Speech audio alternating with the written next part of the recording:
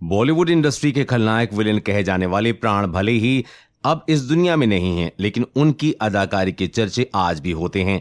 Industry में उन्हें आज भी उनकी एक्टिंग के लिए बखूबी याद किया जाता है। फिल्मों में वो अपने किरदारों को एक अलग रूप देते थे। उन्होंने 1940 से 1990 के दशक तक दर्शकों को अपनी दमदार एक्टिंग से कायल बना दिया था। इसलिए कहा जाता है कि वो हीरो से ज्यादा फीस चार्ज करते थे।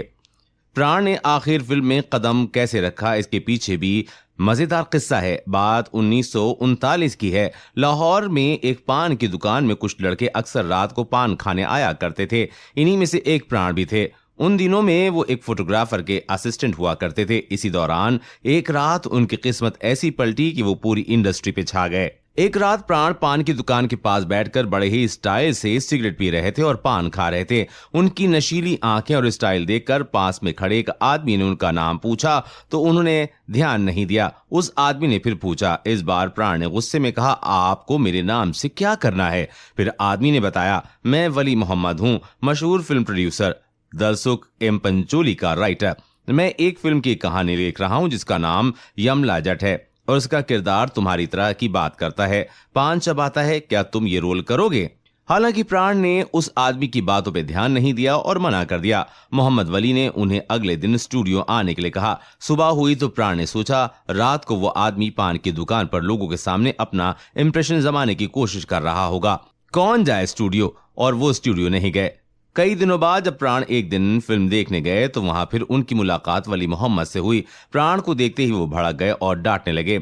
इसके बाद प्राण ने कहा कि वो स्टूडियो आने के लिए तैयार हैं। प्राण की बात सुनकर वली ने कहा, मुझे अपना पता दो, मैं साथ लेकर चलूंगा तुम्हें, क्योंकि मुझे तुम पर भरोसा नहीं है। अगले दिन प्राण स्टूडियो पहुंचे तो पंचोली साहब ने उन्हें साइन करना चाहा।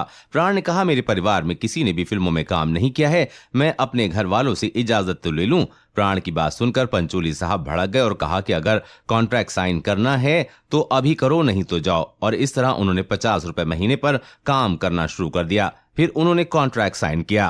प्राण बंटवारे के बाद पत्नी और 1 साल के बेटे अरविंद को लेकर अगस्त 1947 में मुंबई आ गए। मुंबई में उनके पास कोई काम नहीं होने की वजह से पैसों की तंगी होने लगी। इसके बाद उन्होंने 8 महीने तक मरीन ड्राइव के पास स्थित एक होटल में काम किया। प्राण को हिंदी फिल्मों में पहला ब्रेक 1942 में फिल्म खानदान से मिला था। इस फिल्म की नायिका नूरजहां थी। 1960 से 70 के दशक की प्राण की फीस 5 से 10 लाख रुपए होती थी। केवल राजेश खन्ना और शशि कपूर को ही उनसे ज्यादा फीस मिलती थी। उन्होंने अपनी लाइफ में करीब 350 फिल्मों में काम किया। दोस्तों, प्राण की ये कहानी आपको कैसी लगी? अगर अच्छी लगी हो तो श्रद्धांजलि पूर्वक एक लाइक जरूर कीजिएगा और इस वीडियो को शेयर जरूर कीजिएगा।